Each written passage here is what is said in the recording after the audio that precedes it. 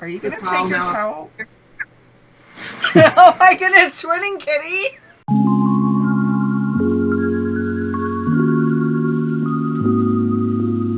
Hey everyone, we're LDG. I have wet hair.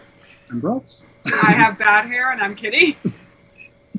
Let's not even talk about my hair. I'm Lizzy. You get me like this because you rushed my routine. But we are here to talk about Between Two Castles, specifically the new expansion, Secrets and Soirees. Oh my god, I love that title. Yeah, it's definitely awesome. You can see laid out there on the table that you have our castles that we just finished. Yes, we did the Mad King's Demand for this playthrough. It's a variant at the very back of the expansion rulebook. So do you want to go over what the expansion has in it and what that variant specifically entails and how it's different from regular gameplay? Yes. Okay, so first it has two new types of rooms. It has the activity room, which this scores 1 point for every tile that you have on all of these four, goodness gracious, the non-diagonal sides. Orthogonal. Orthogonal, yes, that's it. But if you have that symbol, which ranges on the different types of, that symbol changes, anywhere around it, or either orthogonal or diagonal, it's only worth 1. So it could be worth 4 or 1. Or it's kind of a either or balance. We found that, you could get the 4 points for it, but you could usually get stuck with only getting 1 point if someone gives you a tile you have to put by it or something like that. Yeah, it's a very tricky one. They're really fun and unique. And then this one can give the game to people. Oh, my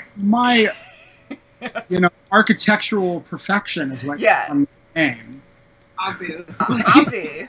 But this one, it duplicates the room next to it. So if you would place this right next to it, this room would become this exact activity room, which means that they would both be worth 1 point. Of which I used during my castle to duplicate bedrooms and be apparently the pillow palace because I had all sleeping rooms pretty much. Yeah, exactly. Those are really awesome if you can manage to use them on like a really great scoring power. And not duplicate like a pig pen like someone did. A chicken coop. The pigsty was on the other side. Yeah, but not the best castle. It's all good. Oh, and then like when you get 3 rooms, you always get a special bonus. So these rooms are essentially the exact same as the room that it's pointing to. So they don't have their own special bonus. But these activity rooms have what these ballrooms are. So they will score points for different types of things in the neighboring castles. Yes. So this was for sleeping rooms in Brooks's and Kitty's castle. You capitalized off that quite a lot. Yeah, I got 7 points from that one tile. Imagine if I had an arrow pointing that way tile. Oh my gosh. But yeah, that's pretty much the bulk of the expansion. They also had new of these scoring cards, which one of them is, 2 points for those new tiles. And then it's just, they make the symbols in those top right corners even more important with these, because you can get points for those. And then you could also get massive amounts of points for sets of them. And then you also have those as well. If you've never played the game before, in general, it's a kind of castle creation, room drafting game. It's really cool because you not only are choosing what you're placing in your castle, but your opponents are also giving you something you have to put into your castle. The thing I really like about the Mad King variant. Yes. The thing I like about this is I think it doesn't feel that take that-ish. It felt more like it could potentially be a take that situation, but you took and ran with some of the things I gave you, and they ended up getting you points in the long run, and vice versa. The same thing happened with me and with Kitty. So I gave you this pretty, gorgeous tile, thinking, oh, well, he can't turn... will be severely limited on what you could turn this into. You turned it into a sleeping room. Got 4 points off of this tile. Plus Pride Month. Exactly. Sidebar. But, you know. Yes, we are recording this, right? Yeah. End of June. Last day of Pride Month. And then on the other side of that coin is you can kind of be stuck with what someone gives you. Like, for instance, I unfortunately gave Kitty a chicken coop right off the bat. Although, Kitty, you had this right away. You could have been like harvesting those room tile types and really focusing on that. They were relatively rare, and we weren't letting her get them. Yeah, I mean, I got 2 in my castle. Kitty has 2, and Brooksy has none. So another rule explanation, if you want to hold up one of the towers and maybe that chicken coop, any outdoor space actually kind of caps your castle, and you cannot build on top of it. So the ones that are light blue around the edges. Versus these are white around the edges. Exactly. So that's what kind of makes it a detriment in some places. It kind of stops the upward growth of your castle. So you really got to pay attention to how you do it. And in this variant we played where you were focusing on your own castle and also focusing on possibly screwing up your neighbor's castle. Trying to, at least. Felt so different. Even though it was using the same components, same rules pretty much for almost everything else than the actual game itself, where you're sharing a castle. So the base game, there's a castle between the two of us, and between the two of you. So it felt so much different just with this one little variant, which was cool. Yeah. Now, which way do you prefer to play? Do you prefer to have your own and then try to deal with whatever junk the other player gives you? Or do you like the cooperating between the 2 castles on either side better? I think this one, I mean, I really enjoyed it a lot, but I think the original version I liked a bit more just because it felt even more unique and different, like needing to worry about having your own points while also worrying about 2 castles and like needing to deal with 2 different properties. In the original, when you're sharing a castle, so Liz and I would be sharing a castle and Kitty and I would be sharing one, your points at the end of the game are your lowest scoring castle. So Kitty and I could have an 80-point castle, but Liz and I could have a 50-point castle. I'll get 50 points at the end of the game. Yeah. So you really have to. So you're saying that you and Kitty are better castle builders than I am? I mean, we did have that sleeper. We did have that awesome sleeper castle. Yeah. But yeah, I think it's super unique in the base to have to really manage 2 castles, 2 different people's points of view when it comes to the castle and what their goals are and what they want. You're kind of working together, but you're also trying to make sure that they can't possibly get more points than you. It's so much fun. There's way more to balance, and I feel like on the other hand too though, like I think a positive for this variant is it felt like snappier. It felt a lot quicker. Yeah, it definitely did feel like you had your own decision. You only had to decide 2 tiles to place in one castle versus you're trying to decide and talk with someone about 2 tiles in 2 different castles. I still prefer the original way more, but this way definitely has a sweet thing to it. Definitely a lot less stress, this version. Yeah. You're not worried, you're not having to eye 2 castles quite as much. I think I prefer this version just a hair more, just because I think it was a fresh way to experience Take That when, don't get me wrong, I love a good, vicious, mean Take That occasionally. But I think it's a really fresh way to do kind of Take That-ish mechanics if you're the type that doesn't like the mean aspect of Take That. You're more like handing them a complex piece of the puzzle that they have to figure out how to use, and you could be benefiting them. And it's something that, you're going to have to do no matter what. It's an inevitable. Yeah. So there's times where you're only going to be able to give something good to somebody. There's plenty of times that might happen. And so it becomes more strategy-based and less like, you're attacking somebody over and over. So, yeah. And I just realized Kitty has 5 living rooms in her castle, and she didn't get the bonus for that. Oh my goodness. I know. Because we're playing remotely, I did do all the math for all 3 castles. Not that we would ever do that in person because, math. But Yeah. No, We're not math brain. I totally do all the math in person. I do math for fun in the middle of the night. Yeah. yeah, but this one counts as a living room because it's a special room pointed to a living room, and Kitty did not get that bonus. Although it would not have made or break the game. Sorry, Kitty. Love you. No, I was in last. I'm proud of it. Although if it was my castle, it might have made it so that I got that extra 3 points to beat Brooks. Not going to happen. Yeah, Impossible. But so going back to the remote aspect of it, so Liz has the physical copy of the expansion. We do not. And so what we did was we get a lot of extra tower, fountain, ballroom. You have like a whole bunch of extra of those. Wait, ballroom comes with the expansion. Yeah, it's a grand foyer. One doesn't come with the expansion. Throne room? Throne room. No, not Grand those. foyer. That one. That one. You get a bunch of extra of those. So we actually just put Post-it notes on them and named them the expansion tiles. So then we kind of had our own version of the expansion ourselves. Yeah, you have a prototype version of it. Yeah, we had the super early prototype version of it. But it worked just fine. And I'm sure a lot of people are like, drafting, tile drafting, remotely, with physical copies? Yes. Yes. I'm just gonna...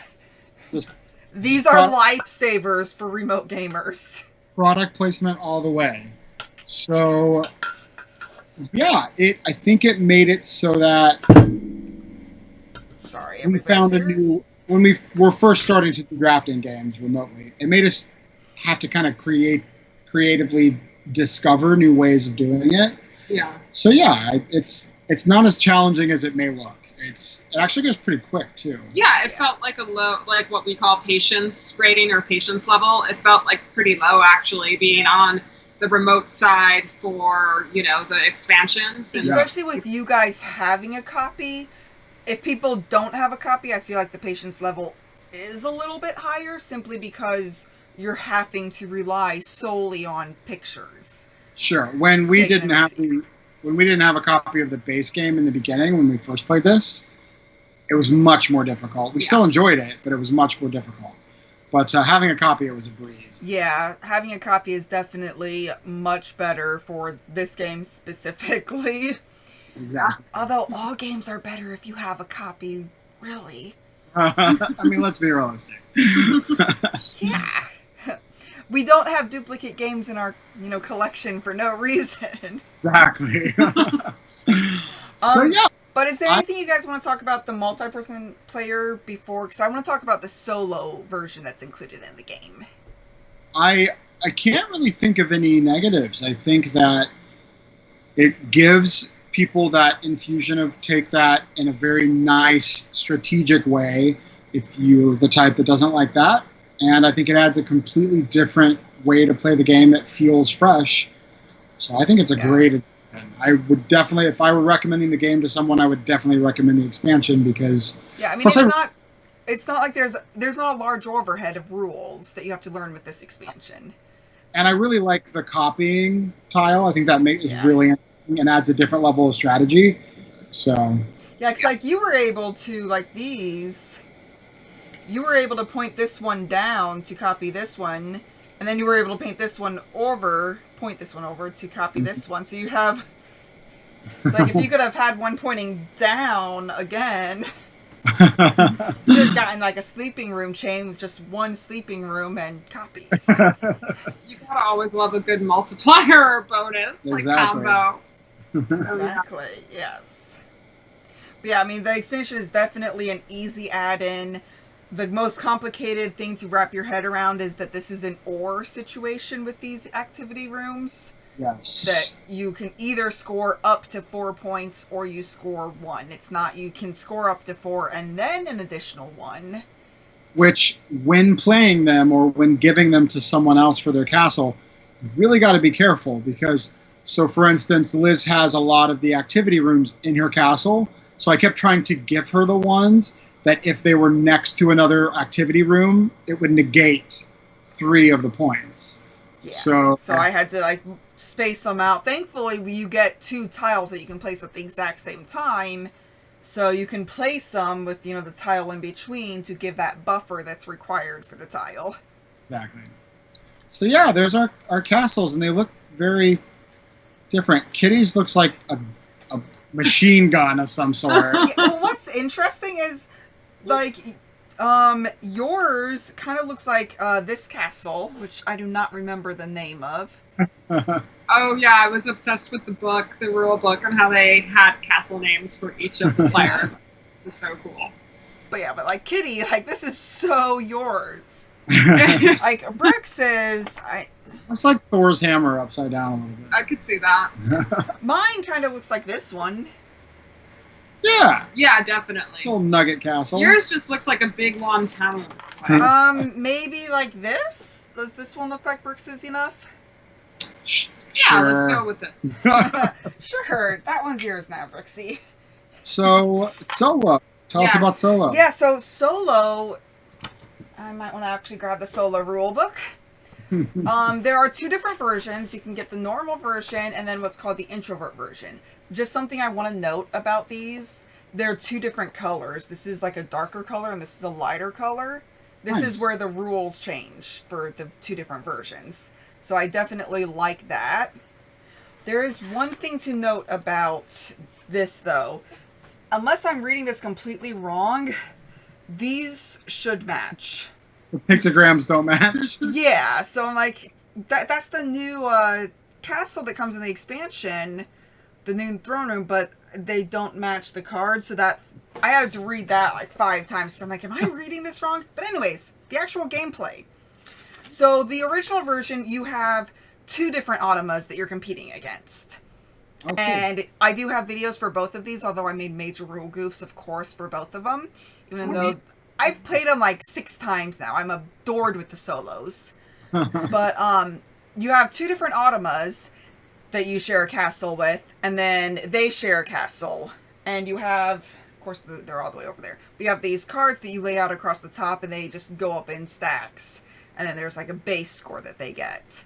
And then they get like 5 tiles gets them 9 points. Oh, 0 to 2 tiles only gets them 0 points. So like you have to be careful about how they're getting their tiles. And then like you'll pull a marker on which tile you want to add to your castle, whichever one is playing. That one's, it's really good. It's really interesting. So you're building all 3 castles. I'm building 2, which the AI is, helping, of course, with my 2. And then they're having a shared one that they just will put a castle. It will match the color. Gotcha.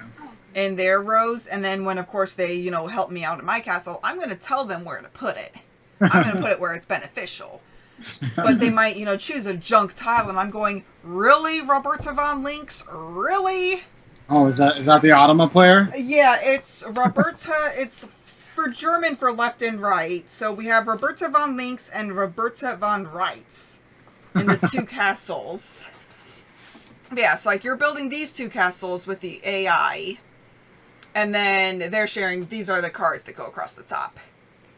They're sharing Roberg.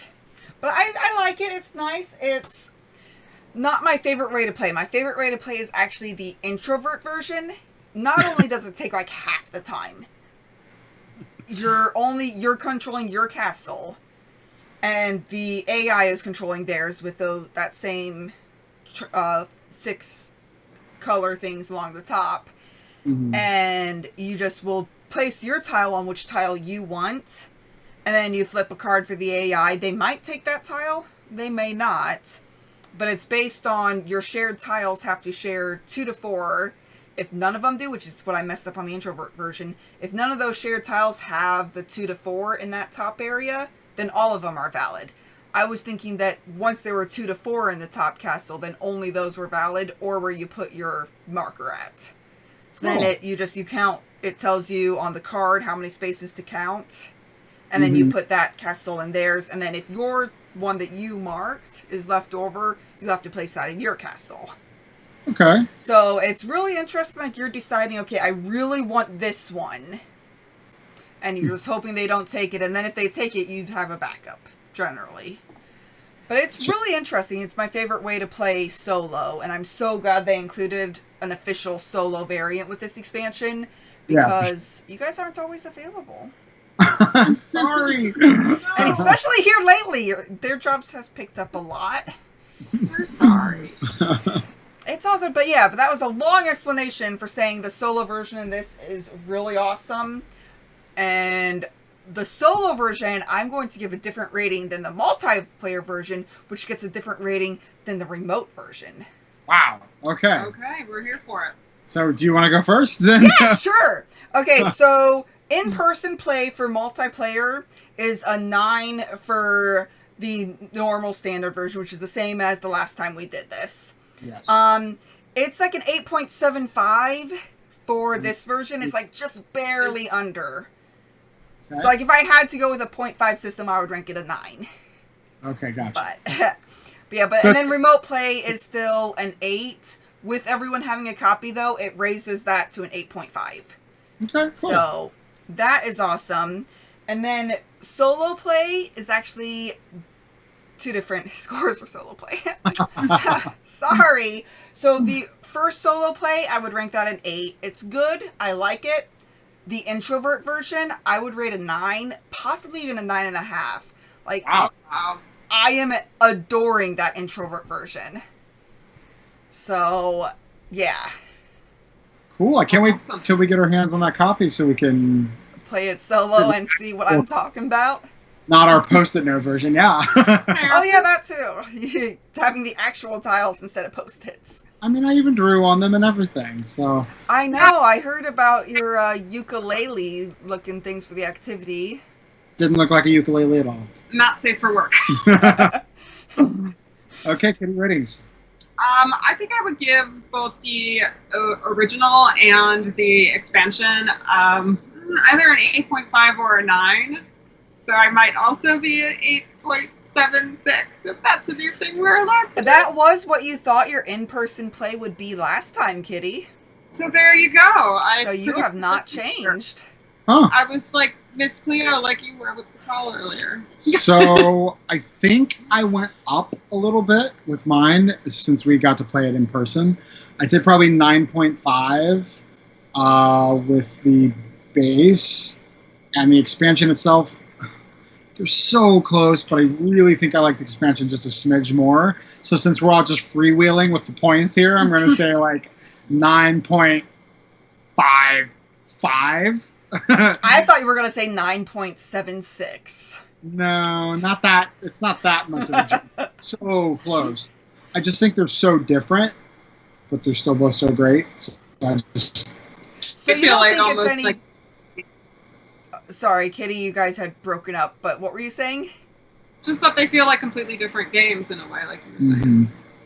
Yeah. What were you going to ask? Lizzy? Oh, so you guys rate them all the same regardless if it's remotes or in play?